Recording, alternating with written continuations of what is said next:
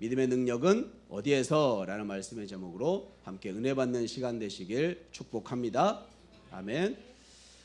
인류 역사를 살펴보면 큰 전환점을 맞는 사건들이 있지요. 그 중에 18세기 중반에 시작된 산업혁명은 우리의 삶 가운데 가장 큰 변화를 가져던 그 사건 중에 하나의 사건입니다. 전기기관이 발명됨으로 인해서 손으로 생산했던 수공업에서 이제 기계로 생산하는 대량 공장이 생기게 된 것이죠. 오늘날 우리가 누리고 있는 이 모든 것이 그 산업혁명을 통해서 시작되었다 해도 과언이 아닙니다. 또 한 가지의 종교적인 아주 중요한 큰 혁명은 바로 종교개혁입니다.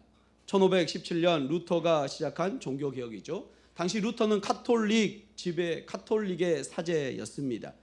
성경을 왜곡하는 그 모습을 보고 그가 그 부정부패에 반기를 든 것이었지요.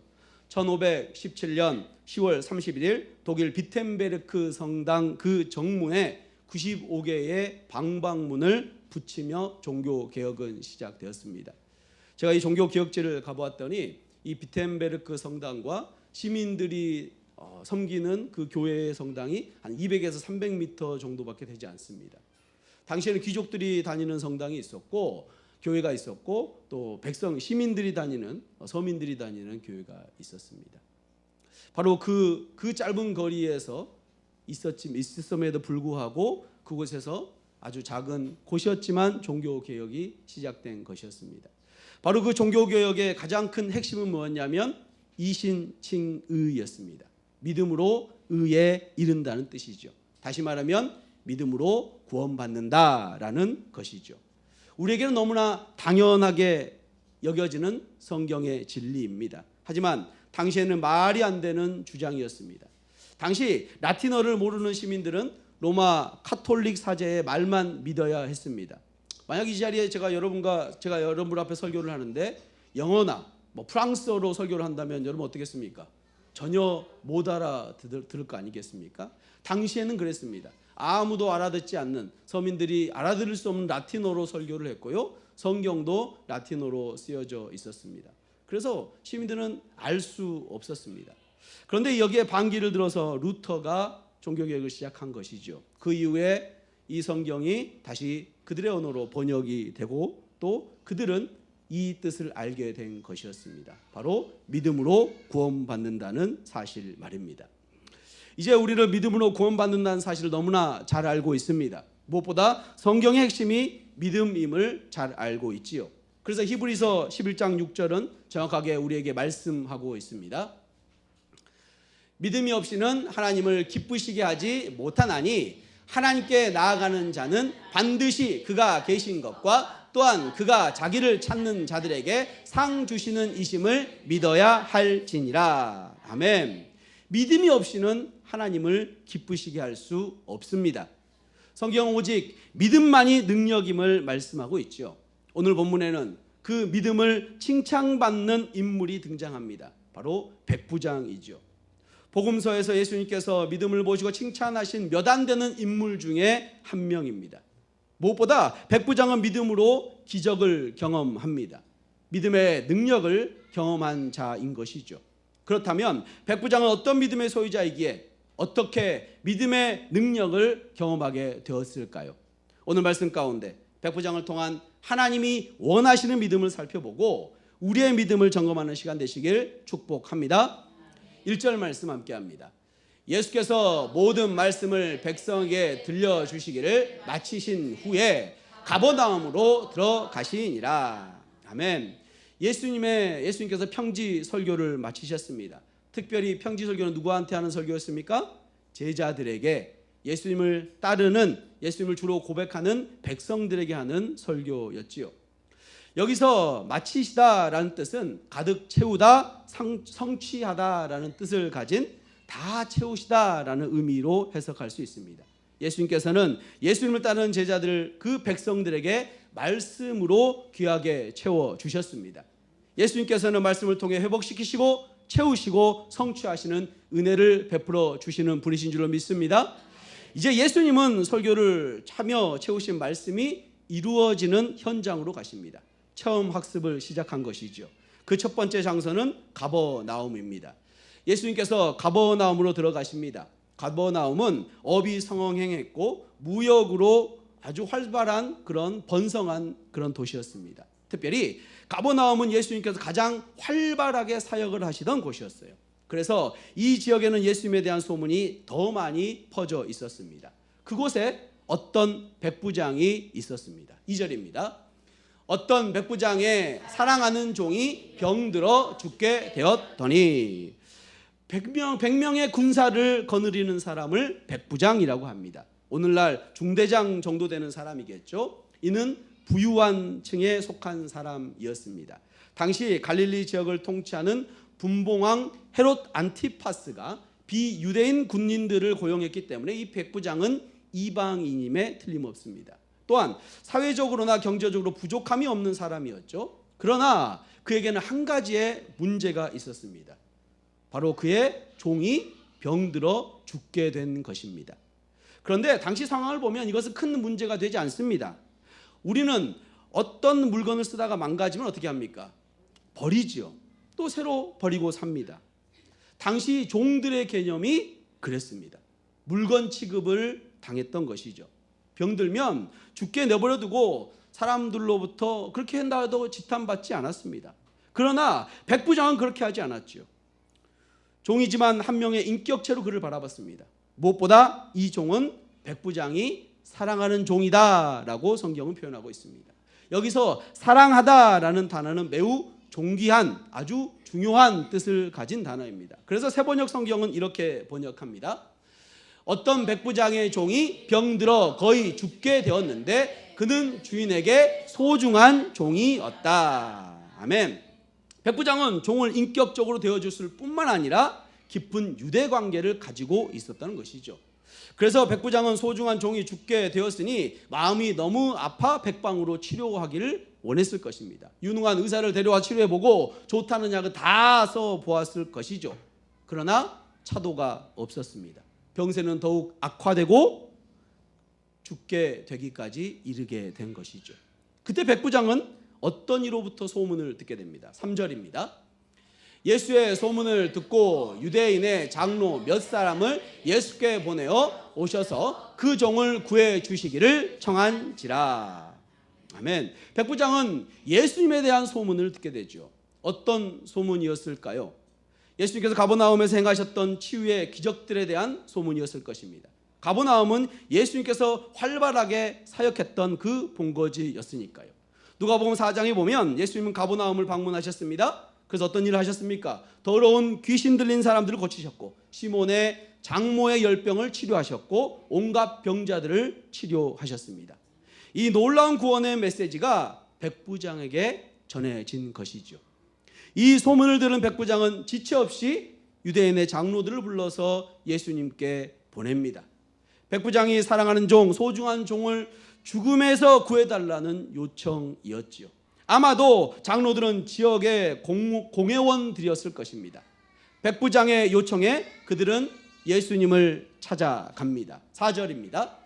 이에 그들이 예수께 나와 간절히 구하여 이르되 이 일을 하시는 것이 이 사람에게는 합당하니이다. 아멘. 예수님을 찾은 장로들은 간청을 하지요. 간절히 부탁합니다. 이들이 이렇게 간절히 부탁하는 이유는 예수님께서 이방인인 백부장을 도와달라는 요청을 거부할 수 있을 것이라는 전제 때문이죠. 당시 유대인들은 이방인들을 어떻게 봤습니까? 개, 돼지 같은 동물로 대했지요. 이방인들은 배척의 대상이었습니다. 그럼에도 장로들은 예수님께 이방인인 백부장의 요청을 마땅히 들어주셔야 한다고 말하고 있습니다. 당연히 그렇게 해주셔야 마땅한 사람이라는 것이죠. 백부장의 부탁에 합당하다라고 더욱 강력하게 주장을 하고 있습니다. 그런데 앞에서도 말씀드린 것처럼 이방인과 유대인의 관계를 생각하면 유대 장로들이 백부장에게 대해서 이렇게 말하는 것은 정말로 놀라운 일이 아닐 수 없습니다. 백부장은 이방인 아닙니까? 백부장에게 이런 호의를 가지고 있다는 것 자체가 놀라운 일이죠. 유대인들은 이방인을 미워했고 미워야 한다고 그렇게 가르침을 받던 사람들, 그 중에 대표인 장로들 아닙니까? 더군다나 백부장은 그들을 압제하고 있던 정복자들의 하수인이 되어서 그들을 지배하는 역할을 하는 사람이 바로 백부장 아니었습니까? 더욱 좋아지지 않을 법한 사람이 백부장입니다. 그런데 이런 원수와 같은 사람을 위해 그렇게 간절히 요청을 하고 있는 까닭, 그럴 만한 이유가 있었습니다. 5절입니다. 그가 우리 민족을 사랑하고 또한 우리를 위하여 회당을 지었나이다 하니, 백부장이 그들을 사랑했던 것이죠. 그리고 그 사랑을 증명했습니다. 그가 유대교로 개종했는지는 알 수 없지만, 하지만 개종했을 가능성은 큽니다. 어쨌든 이방인 입장에서는 유대인에게 호의를 갖기 어려웠습니다. 나를 대적하는 사람에게 호의를 가지기는 쉽지 않지요. 그러나 백부장이 유대인을 사랑했습니다. 여기서 사랑하다는 단어는 종을 바라보는 소중하다는 의미와 다른 단어를 쓰고 있습니다. 사랑하다, 사모하다, 아끼다는 뜻의 아가페라는 단어를 쓰고 있는 것이죠. 이 아가페라는 단어는 조건 없는 사랑을 이야기하는 그런 단어입니다. 마치 부모가 자식을 사랑하는 그 사랑 말이지요. 사실 이 단어는 원래 그보다 더 큰 사랑을 의미하는 하나님의 사랑을 이야기할 때 하는 단어가 바로 이 단어입니다. 무엇보다 그 사랑의 열매로 무엇을 했습니까? 회당을 지었지요. 특별히 장로들은 우리를 사랑해주고 우리를 위해 회당을 지어줬다고 우리를 아주 강조하고 이야기하고 있죠. 장로들의 논리는 우리가 이런 사랑을, 또 우리가 이런 회당을 받았으니 보답해야 한다라고 이야기하고 있는 것입니다. 예수님도 유대인으로 백부장의 혜택을 받았으니까 은혜를 갚아야 한다라는 주장이 장로들의 주장인 것이죠. 그런 참 어처구니 없는 요구입니다. 그런데 이러한 요구는 당시 지중해 문화권을 보면 보편적으로 있었던 이야기입니다. 바로 후원 체계라는 이야기인데요. 이 체계가 뭐냐면, 은혜와 선물을 주는 은인이 있다면 받은 대로 다시 돌려줘야 한다라는 그런 문화가 있었어요. 백부장은 피보호자들인 유대인들에게 후견인이자 은인의 위치에 있었던 것이죠. 장로들은 유대 민족을 존중하고 회당까지 지어준 로마 백부장에게 은인으로 여겼던 것입니다. 받은 빚을 갚아야 한다는 관점으로 장로들은 예수님께 합당하다라는 용어를 들면서 수행하라고 그렇게 요구를 하고 있는 것입니다. 그런데 여기서 한 가지의 의문점이 생깁니다. 왜 백부장이 직접 예수님을 찾아가지 않았느냐 하는 것이죠. 아니, 백부장이 직접 예수님을 찾아가서 자신의 사랑하는 종, 정말 소중하게 생각하는 종이 죽게 되었으니 오셔서 고쳐주십시오라고 그렇게 요청하면 그게 더 정중한 요청 아닐까요? 만약 백부장이 왔다면 장로들 이런저런 후원책에 이런 이야기 할 필요가 전혀 없었을 것인데요. 백부장이 요청해 예수님께서 직접 방문하시면 됐을 일 아니겠습니까? 그러나 백부장은 직접 오지 않고 장로들을 보냈습니다. 그 첫 번째 이유는 이방인을 꺼려하는 유대의 문화 때문이지요. 유대 민족의 문화를 존중한 백부장은 이방인으로 유대인 예수님을 직접 찾아가는 것이 좋지 않다는 생각을 했기 때문입니다. 두 번째로 더 큰 이유인데요, 이어지는 본문에서 확인할 수 있습니다. 6절입니다. 예수께서 함께 가실새 이에 그 집이 멀지 아니하여 백부장이 벗들을 보내어 이르되 주여 수고하시지 마옵소서, 내 집에 들어오심을 나는 감당하지 못하겠나이다. 아멘. 예수님은 장로들과 함께 백부장의 집으로 향하고 있었습니다. 예수님께서 장로들을 통한 백부장의 요청에 즉시 반응한 것이죠. 아마 집 근처에 가까이 가신 것 같습니다. 그런데 예수님께서는 왜 백부장의 집으로 가고 있는 것입니까? 유대 장로들의 합당하다는 그 요구에 동의하셔서 가고 있는 것일까요? 그들이 말하는 후원 체계에 동의하고 있는 것일까요? 받은 대로 다시 보답해 줘야 한다는, 도움을 받았으니 도와줘야 한다는 그런 기브앤 테이크에 동의하고 있는 것일까요? 만약 그렇다면 예수님이 지금까지 하셨던 가르침은 어떻게 되는 것입니까? 예수님의 모든 말씀과 사역의 근원은 무엇입니까? 하나님 사랑, 이웃 사랑에 뿌리를 두고 있는데 말이죠. 받았으니 돌려주는 것은 그 사랑과 거리가 멀지 않습니까? 어쨌든 예수님께서는 장로들을 따라서 백부장의 집으로 가신 명확한 이유는 백부장의 종을 고쳐주기를 결정하셨기 때문입니다. 집에 가까이 갔을 때 백부장이 다른 사신들이 도착합니다. 백부장이 보낸 친구들 말이죠. 본문은 백부장의 말을 그대로 기록하고 있습니다. 주여 수고하지 마옵소서. 어떻게 얘기했다고요? 주여 수고하지 마옵소서. 백부장이 예수님을 뭐라고 불렀는지가 중요합니다. 뭐라고 불렀습니까? 주여. 주여라고 주님이라고 고백하고 있는 것이죠. 예수님께서 단순히 자신보다 높은 분이라고 생각하여 사용한 말이 아닙니다. 예수님은 주여라고 부르는 사람들은 말씀을 듣고 행하는 자여야 된다고 말씀하셨지요. 누가복음 6장 46절입니다. 너희는 나를 불러 주여 주여 하면서도 어찌하여 내가 말하는 것을 행하지 아니하느냐. 아멘. 진정한 주인으로 인정하고 있어야 한다는 말씀입니다. 백부장이 벗들을 시켜 수고하지 말 것을 요청하는 가장 큰 이유는 내 집에 들어오심을 나는 감당하지 못하겠나이다 였습니다. 주님께서 자신의 집에 들어오시기에 자신이 그렇게 대단한 사람이 아니라는 말씀이죠. 이방인과 유대인이라는 차이가 아니라 더욱 근본적인 차이, 창조주와 피조물과의 차이, 거룩하신 하나님과 죄악된 인간과의 차이 말입니다. 그래서 이렇게 고백합니다. 7절입니다. 그러므로 내가 주께 나아가기도 감당하지 못할 줄을 알았나이다. 말씀만 하사 내 하인을 낫게 하소서. 아멘. 이것이 백부장이 직접 예수님을 찾아 종으로 치료를 요청하지 않은 이유입니다. 귀찮아서 그런 것이 아니죠. 다른 사람을 보낸 것이 익숙해서 그런 것도 아닙니다. 높은 사람에게는 직접 가야 한다는 것을 분명히 알고 있었습니다. 백부장은 자신이 그것조차 할 수 없는 사람임을 말하고 있는 것이죠. 본절에 감당하지 못한다는 말은 앞에서 유대의 장로들이 합당하다고 여겼던 그 단어와 동일한 단어를 쓰고 있습니다. 그의 요청에 예수님께서는 응하는 것이 당연하다는 것이 장로들의 생각이었지요. 하지만 백부장은 전혀 그렇게 생각하지 않았습니다. 자신은 주님께 나아가기에 합당하지 않다고 생각했습니다. 백부장에게는 예수님의 치유는 예수님이 유대인의 대표로서 갚아야 할 빚이나 의무가 아니라 주님의 은혜요 긍휼이었던 것입니다. 이와 동일한 태도로 보였던 사람들이 있죠. 예수님의 능력을 맛본 베드로가 그랬고, 예수님의 비유에서 아버지를 떠났던 돌아온 탕자가 그랬었고, 성전에 올라가 하나님께 기도했던 세리가 그러했습니다.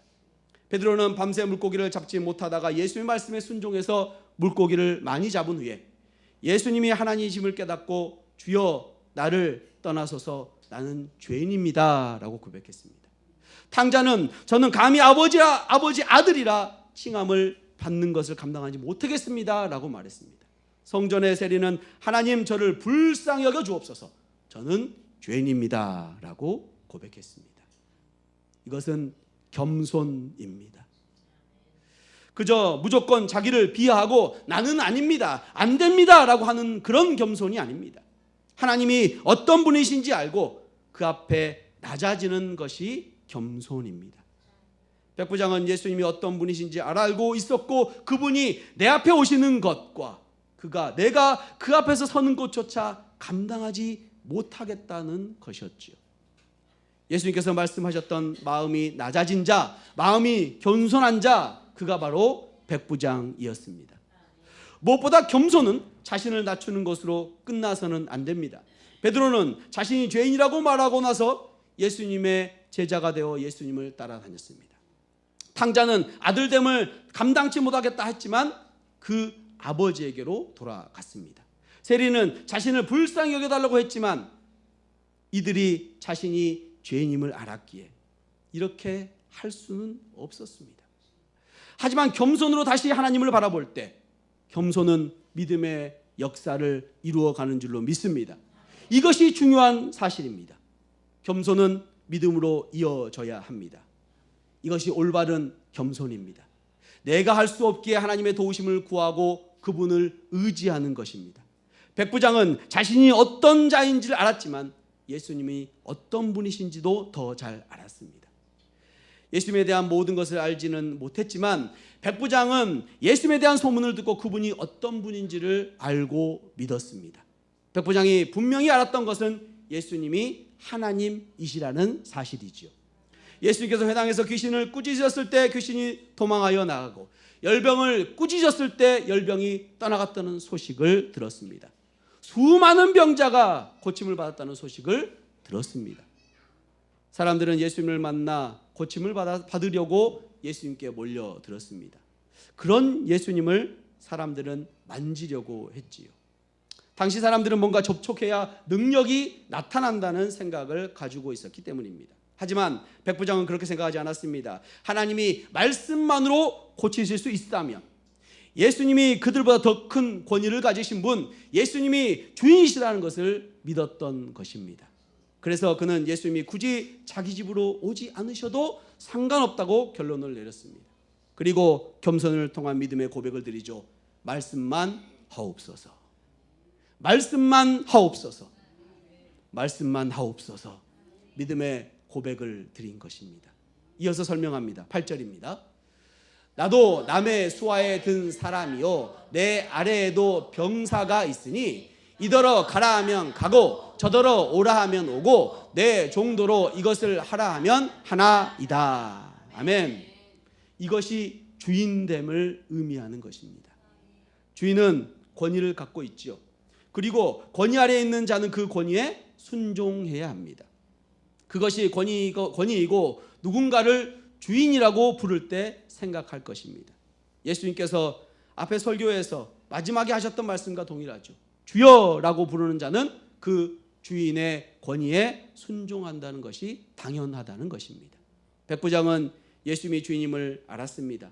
그는 또한 예수님이 그저 자신의 주인만이 아닌 모든 것, 심지어 질병의 주인 되신 것까지 알았습니다. 예수님께서 꾸짖으셨을 때 귀신이 도망하고 병이 나갔습니다. 귀신에게도 질병에게도 예수님은 주인으로서 그 위에 있는 권위가 있었던 것입니다. 그래서 백부장은 말씀만 하사 내 하인을 낫게 하소서라고 말할 수 있는 줄로 믿습니다. 사랑하는 성도 여러분, 백부장이 예수님 앞에 설 수 없었던 이유는 무엇입니까? 수고하지 마시라고 했던 이유는 무엇입니까? 오지 않으셔도 병을 고칠 수 있다고 확신했기 때문이지요.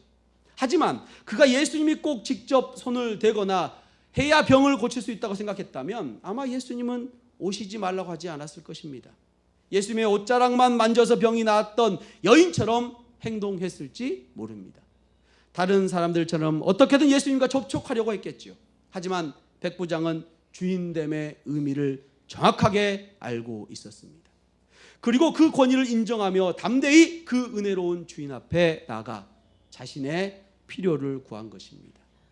백부장은 그 주인의 은혜가 필요했기 때문이지요. 이것이 진정한 겸손입니다. 그것은 믿음의 역사로 반드시 이어질 줄로 믿습니다. 9절입니다. 예수께서 들으시고 그를 놀랍게 여겨 돌이키사 따르는 무리에게 이르시되 내가 너희에게 이르노니 이스라엘 중에서도 이만한 믿음은 만나지 못하였노라 하시더라. 아멘. 백부장의 믿음은 놀라운 것이었습니다. 예수님은 성경에 2번 놀라셨는데 백부장의 믿음을 놀라시고 백성들의 믿음 없음을 보고 놀라셨지요. 예수님 백부장이 회당을 짓고 유대인들에게 사랑을 베푼 것 때문에 놀란 것이 아닙니다. 하지만 그가 보여준 겸손과 그에 따른 믿음, 그 믿음의 말로 놀란 것입니다. 이미 하나님이 어떤 분이신지 말을 통해서 잘 알고 있었던 이스라엘 사람들 중 그 누구도 예수님에 대해서 이렇게 반응한 자가 없었습니다. 하지만 이 백부장은 예수님에 대한 소문을 듣고 그분이 어떤 분이신지를 알게 되었고 믿게 된 것입니다. 그리고 그 믿음으로 예수님 앞에 나와 은혜를 구한 것이죠. 예수님은 이 사람의 믿음을 칭찬하였습니다. 그리고 그 믿음의 역사가 이루어졌습니다. 10절입니다. 보내었던 사람들이 집으로 돌아가매 봄에 종이 이미 나아 있었더라. 할렐루야. 종이 나음을 입었습니다. 죽게 되었던 종이 이미 건강을 회복하게 된 것이죠. 예수님은 이 겸손한 믿음에 백부장에게 은혜를 베풀어 주신 것입니다. 한 사람의 믿음이 죽어가는 자를 살리는 놀라운 역사를 이룬 줄로 믿습니다. 사랑하는 성도 여러분, 오늘 우리는 백부장의 믿음을 보았습니다. 특별히 백부장의 겸손의 태도는 믿음의 역사로 이어졌습니다. 예수님께 나온 유대 장로들과 백부장의 차이는 무엇입니까? 분명한 차이가 있죠. 믿음 있는 자와 믿음 없는 자의 근본적인 차이였습니다. 유대 장로들은 그들이 가진 잘못된 신앙의 모습을 보였습니다. 이 백부장이 한 일들 때문에 예수님께서 은혜를 베풀어 주셔야만 한다고 말합니다. 이 사람의 어떠함 때문에, 공로 때문에 은혜 받기에 합당하다고 이 장로들은 이야기하고 있는 것이죠. 하지만 백부장은 그렇지 않다고 이야기합니다. 예수님이 오시는 것도, 내가 그 앞에 서는 것도 합당하지 않다고 말하고 있습니다. 뿐만 아니라 긍휼을 베푸시는 은혜의 하나님이심을 알고 있기에 겸손히 예수님의 도우심을 구하고 놀라운 믿음의 역사를 맛보게 되었습니다. 우리는 우리의 공로를 주님 앞에 나아갈 수 없음을 알아야 합니다. 주님 앞에 나아갈 수 있는 이유는 오직 은혜인 줄로 믿습니다. 믿음 있는 사람은, 참된 믿음을 가진 사람은 은혜를 당연한 것으로 여기지 않습니다. 자신을 긍휼을 받아 마땅한 사람으로 여기지 않습니다. 그것이 참된 믿음을 가진 자의 근본적인 차이인 것이죠. 내가 누구인지 알기 때문입니다. 그리고 은혜를 주신 하나님이 어떤 분이신지 알기 때문입니다. 나 혼자 할 수 있다고 말하지 않고 나는 아무것도 못한다고 포기하지 않습니다. 이것이 겸손입니다. 무엇보다 예수님의 도움은 무익한 종에게 임한다는 사실이죠. 전능하신 하나님이신 주님만이 하실 수 있으십니다. 저는 무익한 종입니다 라며 주님 앞에 겸손하게 나아갈 때 주님의 은혜가 임하는 줄로 믿습니다. 믿음의 역사, 그 시작에 있는 겸손임을 기억하시길 바랍니다. 성도 여러분, 죄의 시작은 어디에서였습니까? 우리가 오후 예배 때 복음의 기초로 잘 배웠지요. 사단의 속삭임 가운데 흔들린 하와는 하나님과 같이 되고 싶은 마음, 바로 그 교만 때문이었습니다. 결국 그 교만을 꺾고 겸손히 하나님 앞에 나오는 자들이 놀라운 믿음의 역사를 경험하게 될 것입니다. 겸손하지 않고는 믿음이 자라날 수 없습니다. 하나님은 교만한 자들을 물리치시고 겸손한 자에게 은혜를 주신다고 말씀하십니다. 내가 할 수 없다는 것을 인정하지 않으면 하나님의 도움이 필요 없지요. 하나님이 하실 수 있다는 것을 인정하지 않으면 굳이 믿음도 필요 없습니다. 정말 믿고자 한다면 하나님이 어떤 분이신지, 그리고 내가 어떤 존재인지 분명히 알아야 합니다. 겸손하지 않는 사람이 주님을 닮아갈 수 없습니다. 교만한 것만 빼면 참 주님 사랑하고 좋은 사람이야 라고 말할 수 있는 사람은 없다는 것이죠. 여러분, 신앙생활을 해갈수록 나는 점점 주님을 닮아가고 있어 라고 생각이 드십니까? 난 참 죄인이구나 라고 생각이 들지는 않으십니까? 그것이 정상입니다. 신앙생활을 하면 할수록 나는 죄인임을 깨닫게 되는 것, 그것이 정상인 것이죠. 하지만 거기서 멈추면 믿음은 설 자리가 없습니다. 하지만이 따라와야 합니다. 하지만 하나님은 그런 나를 구원하셔서 당신을 위해 살게 하셨지. 하지만 하나님은 사람을 변화시키는 분이시지. 그 하나님에 대한 믿음으로 나아가시길 바랍니다. 그것이 믿음 있는 자의 올바른 태도입니다. 겸손히 그 하나님을 의지하여 은혜를 구하시길 바랍니다. 그분께서 겸손한 자에게 처음부터 은혜를 베푸셨던 것처럼 계속해서 은혜를 베풀어 주실 줄로 믿습니다. 언제나 겸손한 자로 날마다 주님의 은혜를 구하는 믿음의 소유자 되기를 결단하는 주님의 은혜교회 성도님들 되시길 주님의 이름으로 축원합니다. 아멘. 우리 결단